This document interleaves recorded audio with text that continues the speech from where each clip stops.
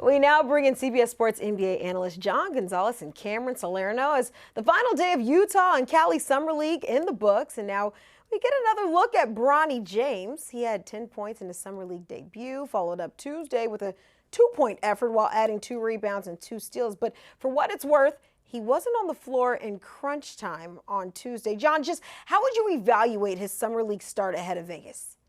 Same, inconsistent, right? I mean, like there are times where he flashes and you think, okay, maybe there's a little something there. Maybe we underestimated what Bronny can do and what he was working on between last season and this one. And then there are nights like tonight where you go, oh, right, he's still a work in progress. I think that shot really needs some work. There are times where he had a pocket pass tonight that I thought was pretty good. And then there are times when he's reluctant to pull the trigger and he looks like he's sort of lost on the floor. So this is going to take some time, Kiana. This is a kid who should probably still be in college. At the very least, he should be spending all of his time in the G League. And again, that size issue is going to be pretty glaring. It continues to be because he's got a lot of effort. He's got a lot of want to. He's got a lot of hustle, but his size isn't there. He's not a big kid either in terms of his height or in terms of his body type. So it's pretty glaring when he's out there with other G League players. And it's going to be even more glaring when you see him out there again against other NBA players. So more work to do for Bronny. Yeah, and I agree with you. I mean, I think Bronny is someone who probably needs more time in the G League. He's someone who, I had a chance to cover when he was at USC last year or the year before.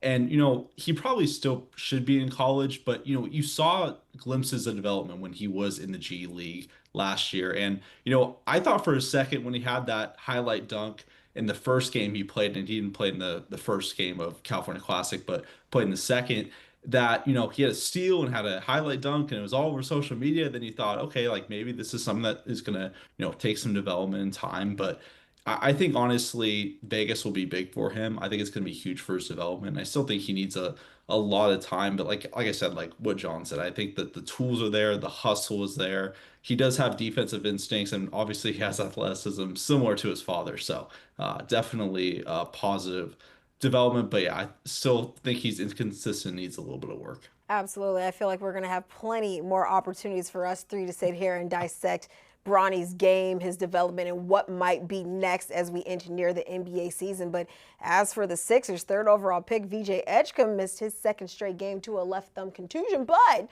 in his debut, he notched a double-double, finishing his night with a game-high 28 points on 13 of 27 shooting, while also adding 10 rebounds and 4 assists. Although he did struggle from three, going 1 for 7 and 1 of 3 from the free throw line. Cameron, the Sixers should feel what about VJ Edgecom so far? They should feel ecstatic that they got one of the best players in the drafts. And I think honestly, you saw it. We talked about this on the 4th of July. What I want to see from VJ is him throwing down some like highlight dunks, and he did just that. He attacked in transition. Like, he has elite speed. He can get downhill. He can get to the rim. And, his shot is something that is going to need time to develop. At Baylor, early in the season, he really struggled at that shot. But as time went on, he was able to self-create and hit shots off the catch, off the dribble. And so I think he's going to be like a highlight machine in Vegas. I hope he does play. Obviously, I think the Sixers are just being cautious with him with that injury. But yeah, he was electric. And I think Sixers fans should be excited that they got, I think he's perfectly valued at number 3. I mean, I had him as my second best prospect. I think he's an electric player, and it's going to be really fun to watch. Yeah, there was some question right about whether or not the Sixers would go Ace Bailey or VJ Edgecom. Kiana and Cameron is exactly right. He looked, yes, the shot's going to take some time, and generally with young guards, it takes some time to develop in the NBA. But the one thing that translates generally, and this is not just true of the NBA, it's true across sports, is if you start as an athlete, that is really beneficial, right? Well, you saw in that first game, he is super athletic. He is strong. He is fast. He can jump out of the gym. Counter, there was one move in that game, the one game that he played, where he had a Euro step into a monster one-hand dunk that he cocked back and threw down, and I went, okay, the Sixers might be onto something here. So yes, they're bringing him along a little slowly as they go into Vegas, but that athleticism was on full display right from the beginning. And in a crowded backcourt with Tyrese Maxey and Jared McCain, they're going to have to find time for this kid, because because when you have that kind of athleticism, you're going to find minutes somewhere. I like exactly what you both are saying, and Cameron's saying that Sixers fans have a lot to look forward to when you see a guy like VJ Edgecom and what he's been doing in a very, very small sample size. Let him get acclimated and see what he can do. But Cameron, I want to look beyond maybe some of these big flashy names like Bronny and VJ with that third overall pick. And we're 4 days now into the Summer League, and I want to know who's been your biggest riser so far. Who's been impressing you most? It's Bryce Sensabaugh for me. I mean, there's players who play in the Summer League, especially, during the California Classic and Salt Lake City Summer League that are just too good for Summer League. Like, he was electric. He was the best player on the floor last night, had 37 points, just could hit every shot. His three-pointer was really good. And, he just is someone who I think is poised for a big season. And like we talked about on the 4th of July, like, some of these players can use this Summer League, especially guys who are in their second and third year, as a springboard to earn rotation minutes. And, with Utah, like, they're a team that's developing and they're trying to develop their young players. And so I think Bryce has a huge opportunity to develop and become a rotational piece for Utah. And if the Summer League was any glimpse of it, I think Utah fans should be excited. And also, too, like, I think he's too good for Summer League. Like, he shouldn't be playing. Like, I think he's solidified himself as a rotational player for Utah this season.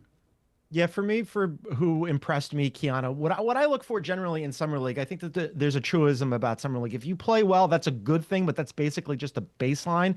If you don't play well, especially if you are a second or third year player, that's a red flag. So for somebody who really impressed me, Jalen Wells stands out. It's a second year player. He had a really good rookie campaign for the Memphis Grizzlies. He was a guy that a lot of people didn't really pay attention to at first. He was taken in the second round. He was another Zach Kleiman pick that people went, okay, sure. The Grizzlies are really good at finding these little gems, right? And he goes from a guy who was overlooked at Washington State to a guy who was in the rotation for the Grizzlies to a guy who became a starter and made first team all rookie. And now all of a sudden he's playing Summer League. Sometimes with these guys, they don't even bother showing up for Summer League. Not only does Jalen Wells show up, but he showed out. He had 20 in the first game against Oklahoma City, 23 on Monday against the Jazz. He didn't even really have to play Summer League because when you're a starter and you're a first team all rookie, you're already at exalted status. But if you're going to show up, I want to see you dominate and just run the rookies off the floor. And Jalen Wells has done that. And I think the Memphis Grizzlies, especially with Desmond Bane now in Orlando, they're going to get a lot more minutes out of Jalen Wells this year. And they have to feel really good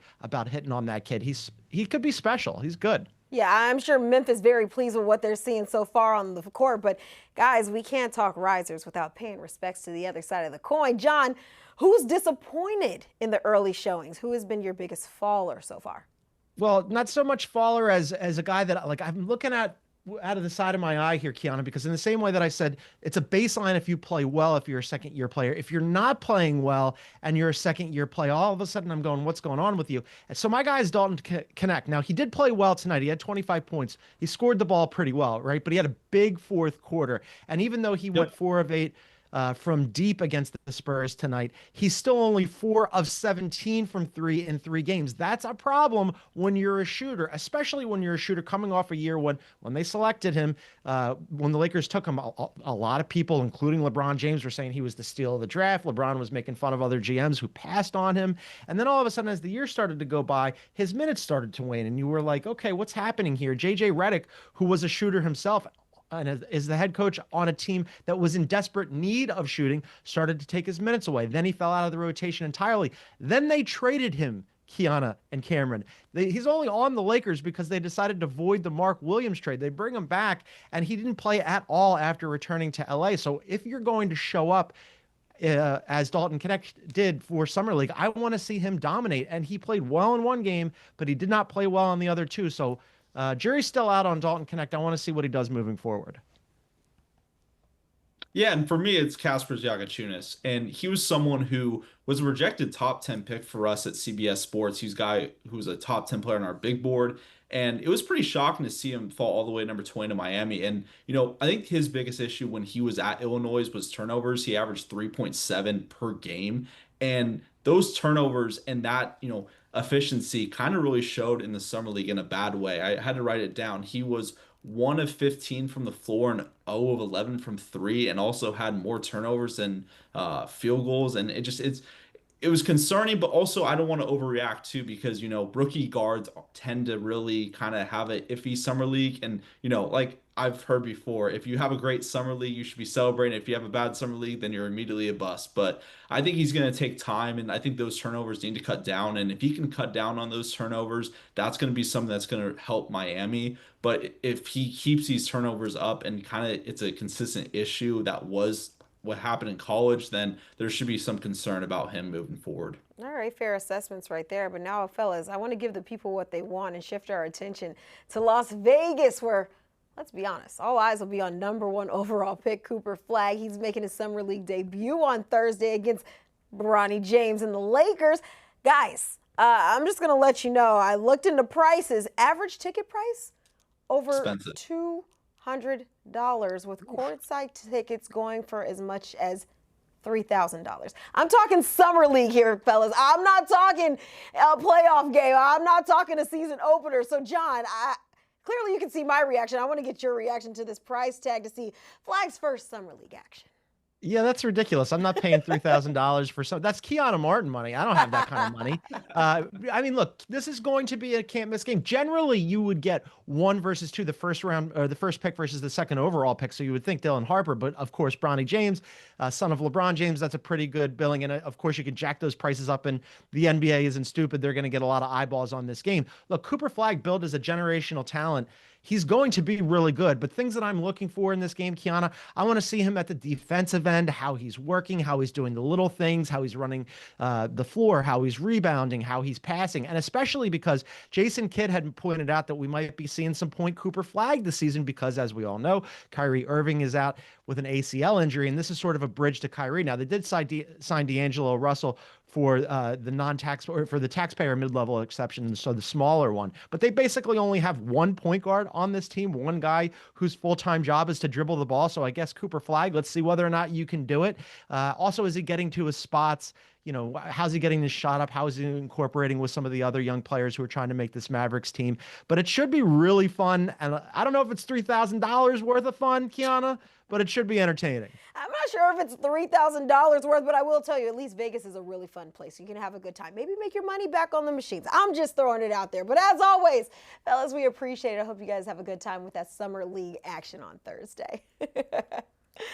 Well, that's Summer League action I just spoke of. Continuing Thursday in the main event at 3 p.m. Eastern, Las Vegas Summer League tips off and includes a matchup between Cooper Flagg and the Mavs, Bronny James and the Lakers. You can catch that at 8 p.m. Eastern. Listen, it may not count, but it matters. Hey, or at least makes must-see TV.